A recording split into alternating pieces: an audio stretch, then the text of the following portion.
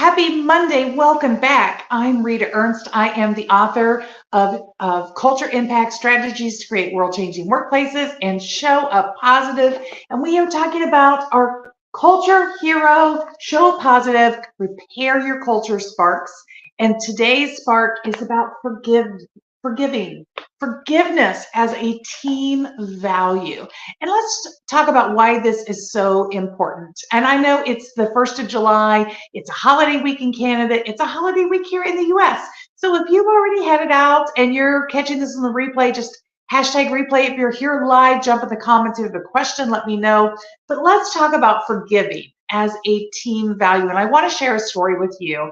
I've been running my Mental Superpower Mastermind, and I had a conversation this weekend with somebody who's participating in that program about the revelation that they had about their victim inner critic voice that was really holding them back in their team. And what this person said to me is, you know what? I now understand why maybe people are stepping back from me and not engaging with me, and why I feel some loneliness. Maybe it's because I'm being so negative. I'm so caught up in my victim story. Well, you know, our victim stories come from us holding on to anger and resentment and bad feelings toward other people. And so we have this story that we tell, this bad thing happened and it was not my fault, and somebody else was in the wrong and they owe me. That person owes me an apology and they need to make things right. And we hold on to our victim story and it really does a number on us. It really becomes like this huge 100-pound sack that you are dragging around with you everywhere you go. It is mentally draining. It is physically draining. It is emotionally draining. This is what happens when we fail to have forgiveness as a common practice and a value inside of our team. Because when teams are really working well, people make mistakes, we forgive one another. People say things harshly in a moment of anger, and then they repair, they make it right, and we let go of it and we move on. But when people start to lose their sense of belonging, when they start to feel isolated and disconnected from the team, this is when we start to hold on to resentment and we lose that capacity for forgiving. And we can see that ripple through a team and see the cascade effect of that across a lot of different people, because when one person is being really resentful and they're waiting for everybody else to make things right with them, it kind of triggers that mirror neuron thing, and other people start doing that too. So it is just so very important to the whole chemistry of the team that we have a practice and that we pay attention to our practice of forgiving, which requires us to have compassion and empathy for one another. And I just want to read you a few words out of this book. Now, this is a little paperback book. It's free to you. If you want a copy so you can have these things, please reach out to me. But here's what I want to share with you that I wrote inside of the book. And that is this. Humans are flawed, which is why building onto or holding onto your anger and disappointment is as unproductive as flushing a clogged toilet.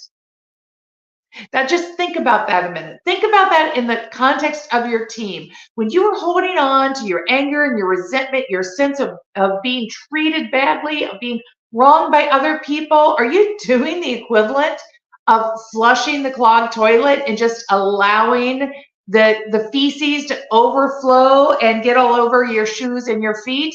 Because I bet you are. I bet it smells that bad. I bet it feels that bad.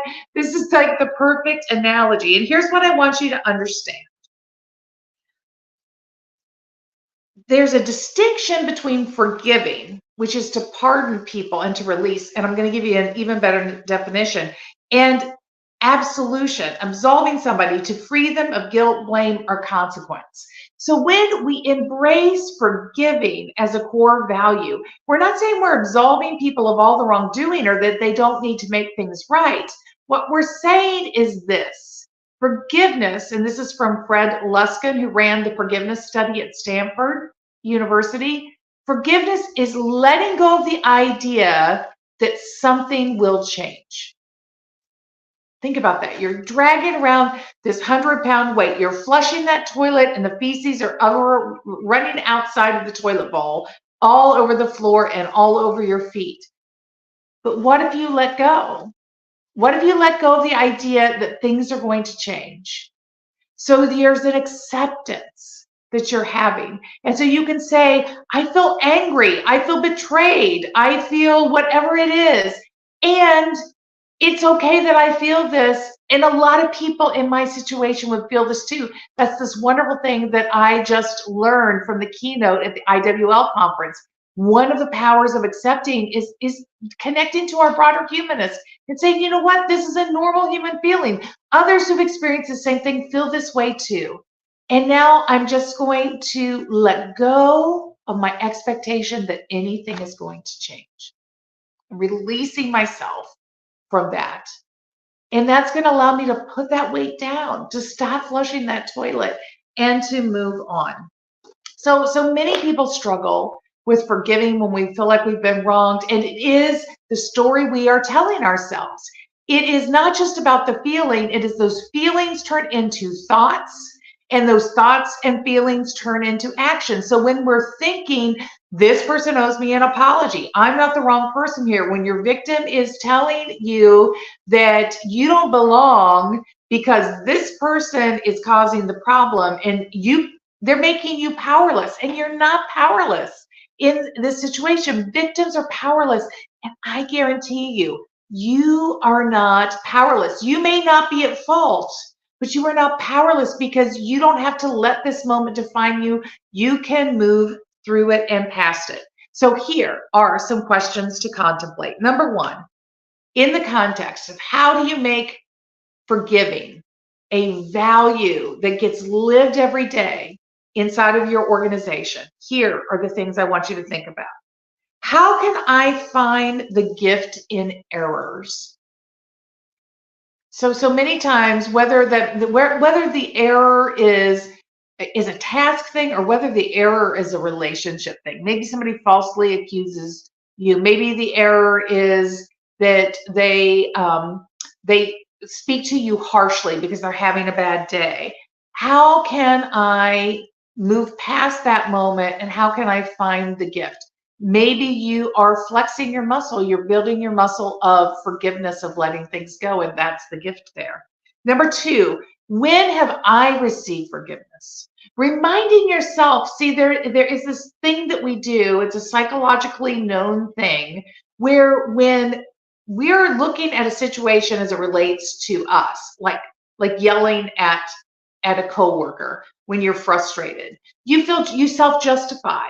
You have a whole reason, a rationale that you give yourself of, it's okay. I'm having a bad day. I'm not a bad person. But when your colleague does the same exact thing to you, you label them a bad person.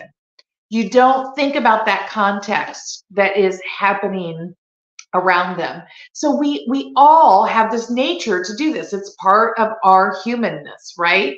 And so you have to understand that. So reflect on all the times that you've also behaved in a similar way, and you've forgiven yourself, or maybe somebody else has forgiven you. Remind yourself of what that's about.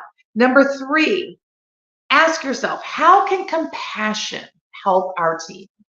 How can our choice to be compassionate with one another, to accept our human flaws, to accept that we're not going to be perfect all the time, and to meet to one another? Number four, when have I struggled to forgive myself? A lot of times what gets us in this victim thing is we're actually also having our judge inside of us, that inner critic is beating us up all the time. And our inner critic beats us up personally so hard that we have to deflect and look outside of ourselves. So are you struggling? And when have you struggled with forgiving yourself in a similar situation? And lastly, number five, What is causing me to hold on to my resentment? What's causing me to hold on to my resentment? Is it that I have this expectation that things are going to change? And do I need to let that go? Not because I'm absolving anybody for doing wrong where wrong has been done. Not that I am ignoring my feelings because my feelings are true, but I'm not going to sit in those feelings and allow them to define my whole day, my whole week, my whole team experience. I'm going to acknowledge them and say, yes, this sucks. And others who are experiencing this would say this sucks too. And I am going to accept that I have had a moment that sucks, but that's not the only moment I get today.